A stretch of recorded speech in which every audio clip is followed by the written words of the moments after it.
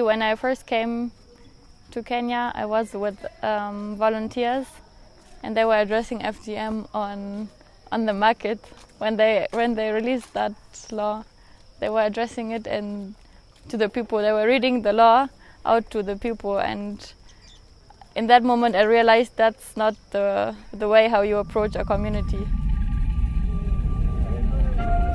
Antonia Waskowiak came to Kenya 8 years ago as part of a voluntary project which landed her in Kuria community in the southwestern part of Kenya. My name is Antonia Waskowiak. I came to Kenya 8 years ago. I went to the community called Kuria, which is in the southwestern part of Kenya, and I was part of a voluntary project which was making bricks in our school, and we also talked about FGM because in 2011 FGM was still legal in Kenya, and during the month we were here they passed the Anti-FGM Act, which made FGM illegal.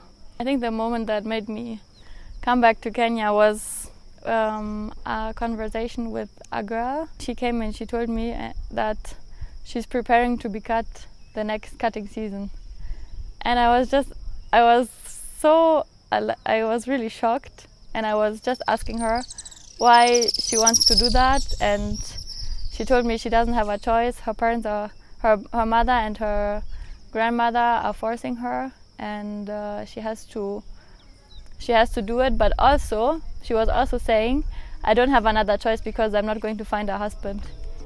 Kuria, also known as Abakuria, is traditionally a pastoral and farming community that still practices its ancient ways of life. We ended up building a school, and in that school we started education programs which included anti-FGM work.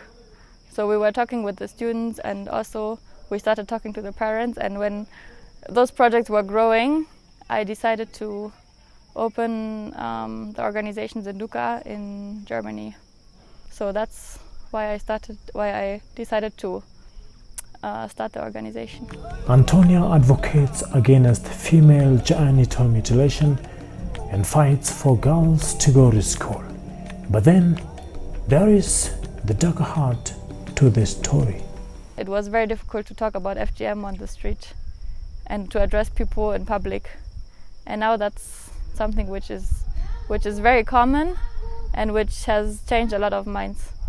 Antonia's quest to end female genital mutilation got the attention of different media houses. Now that in this society is a very cultural society, how did you ended up penetrating into the hearts of the society? What happened? Did you face any kind of challenges? In 2016, which was 5 years after I first came, it was actually the period when FGM is happening and when it's taking place. And we have a shelter where girls can go and where they are in safety. And we had 140 girls in that shelter for the period of 1 month. So during that time there was one girl which was cut in the field, and she was escorted by the community elders and by people from her home area, and they were passing our shelter. And I was standing outside in front of the shelter, and those people they came up to me.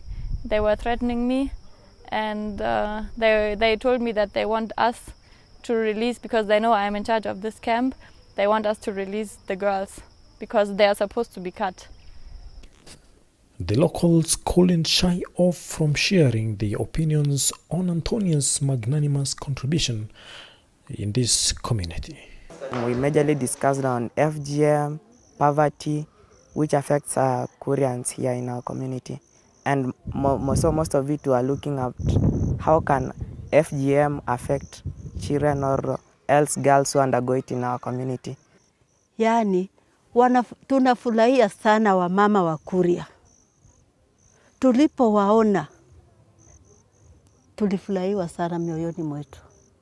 Ni kwa vile hamkujua, lakini tunapowaona, yani tunaona kabisa Mungu anashuka Kuria. Kwa sababu hatujawahi ona vitendo kama hivi mnavyotutendea sasa. Tunafurahia na hivyo vitendo vyenu, na vimetuletea furaha hata kwa nyumba yetu. Tulikuwa tunakaa tunatukana huku na huku, lakini sasa sisi ndio tutaonwa wa mama. So are there any successes that we can say that you have achieved so far? Our successes from 2011 up to now are among the community, because how we are approaching the community is we are really trying to work together with them, and most of our team members, it's, you know, I'm from another community, but I'm not implementing the work. That's one big success. And then we have helped so many girls just to understand that they are able to say no, they can say no, and to understand what exactly is happening when they are told to be cut. We also have individual cases. For example, there was one girl, she really wanted to be cut last year, and the parents were not aware, and no one was aware, and someone had told us. So we went to her house and we talked to her, and in the end we even, like, she came to our shelter, and now we provided her with a uniform, we put her into a school, so, and she was very, very happy. So I can see successes, but I think it's still a long way.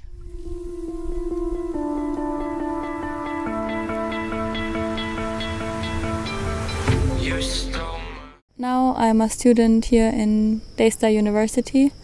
I'm studying community development, and I want to improve my skills to work with the community. I am very thankful towards my parents because they allowed me to come and live in another country, being very far away from home.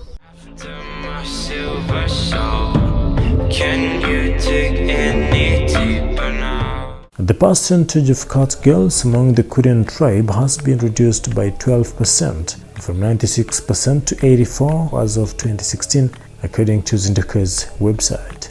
So now the question is, for how long will this archaic malpractice be practiced here in Kuria? My name is Sonyanga Oleng'ais. Peace, and as they say here, Komorembe Gonswe Garahekerane.